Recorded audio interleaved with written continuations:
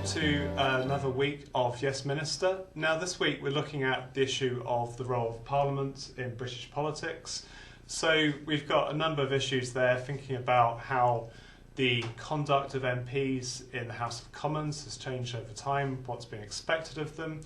And there's a number of issues we can look at in thinking about the traditions of politics, how the role of Parliament might have changed over time and its influence, how the issue of the filming of Parliament since the late 1980s has affected politics, and the role of things like the Prime Minister's question time and the debates about the role of women in Parliament and that kind of thing. So Richard, this is an issue that you've looked at in quite a bit of detail in your own work quite recently. Yeah, I mean, I think that you alluded to it in a number of important themes. I suppose an interesting question is, what role does Parliament actually take in the governance of the country? So that if you look at a TV series, Yes Minister, then actually Parliament hardly features in it at all. There's an episode which revolves around a select committee inquiry.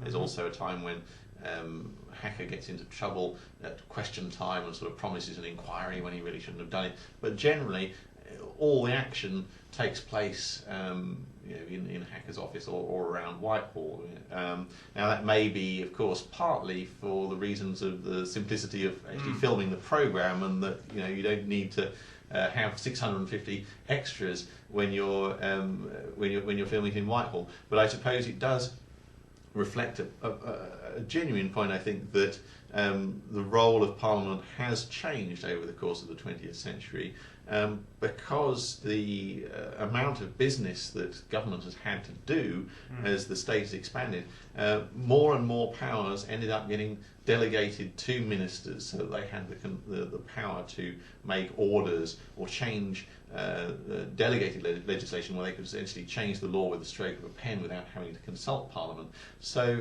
there's certainly an argument that although Parliament does remain highly visible in some respects, for example through Prime Minister's question time, in other ways its actual power has been reduced and it has to some extent been marginalised compared with the early 20th century, say.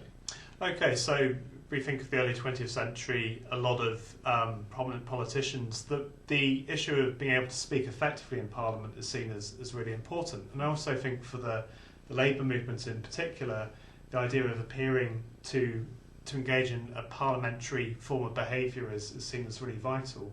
So do you think there's been differences in the way that that MPs are expected to behave in Parliament? I mean, has it changed? I think you see tensions still which emerge, so that with the election of large numbers of SNP MPs to Parliament in 2015, you can see some of the similar tensions to that which emerged in 1922 when Labour became the main opposition party for the first time. You had large numbers of working class MPs entering, and all these allegations that these people don't really understand the rules and the customs of Parliament, and that therefore in some way they're not fit to govern, they're not fit to rule in the same way that sort of the ruling party MPs are.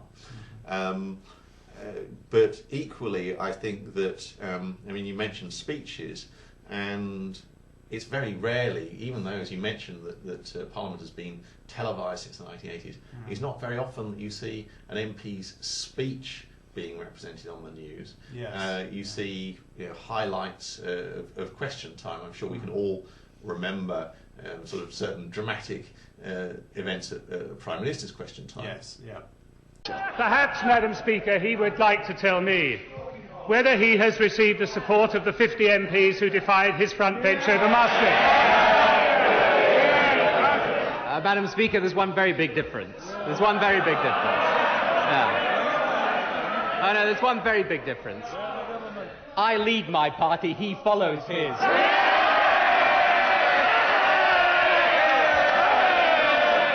Isn't it extraordinary that the Prime Minister of our country can't even urge his party to support his own position? Weak. So Prime Minister's question time as an institution, sort of, in theory, it's about extracting information from the government, but of course, actually, it's about a form of kind of ritualised insult between the Prime Minister and the Leader of the Opposition. So, again, sort of constitutional theory and political practice can actually diverge quite a lot. But I suppose as a final thought, one might say that how important Parliament is. I mean, it's certainly something which is central, of course, to the lives of the MPs who work in it, but how important it is in terms of actually affecting the fate of the government can depend very much on the actual size of the government's majority, so that of course on a daily basis the Callaghan government, or indeed the major government in its later phase, when they didn't have a parliamentary majority any longer, sort of were living hand to mouth day to day trying to get through particular votes. Mrs Thatcher, with majorities of over 100 for many years, didn't have that problem. That's not to say, of course, that she didn't face a threat in the end from her own MPs, which she was overthrown by her own party, not by a vote in Parliament. Yeah, and I suppose we might be seeing that at the moment with the whole issue of Labour abstentions on the welfare bill, and it's showing lots of divisions. Blair's interesting as well, I suppose, because his effectiveness in PMQs, I think, was quite important in terms of establishing his power and authority. Yes, and to the wider country as well, not just over his own MPs. Yeah, absolutely. That's great. Thank you very much.